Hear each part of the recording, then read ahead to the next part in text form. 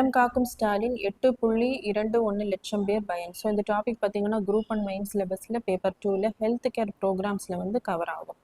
So இந்த நலம் காக்கும் ஸ்டாலின் அப்படிங்கிறது வந்து ஆகஸ்ட் 2ஆம் தேதி 2025ஆம் ஆண்டு தான் முதலாக தொடங்கப்பட்டிருக்கும்.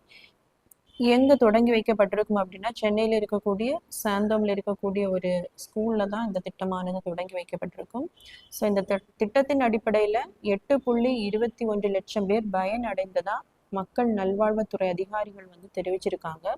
ஸோ இந்த திட்டத்தின் பயன் என்ன பார்த்தீங்கன்னா எல்லா வாரமும் சனிக்கிழமை 9 to 4 மணி வரைக்கும் உயர்தர மருத்துவ பரிசோதனைகள், அதே மாதிரி உயர் மருத்துவம் வந்து வழங்கப்படும். ஸோ தமிழ்நாட்டில் இருக்கக்கூடிய ஒரு ஹெல்த் ரிலேட்டடான ஒரு ஸ்கீம் தான் இது.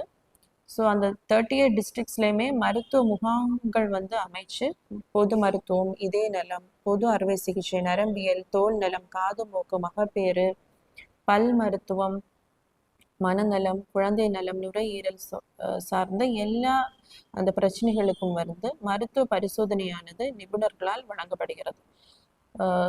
ஸோ இந்த திட்டத்தில் பார்த்தீங்க அப்படின்னா முதல்வர் காப்பீட்டில் இதுவரைக்கும் பதிவு செய்யாதவங்களும் இந்த முகாமில் வந்து பதிவு செஞ்சு கொள்ளலாம். அதே மாதிரி மாற்றுத்திறனாளிகளுக்கு அந்த அரசு அங்கீகார சான்றிதழும் இந்த முகாம்களில் வந்து வழங்கப்படும்.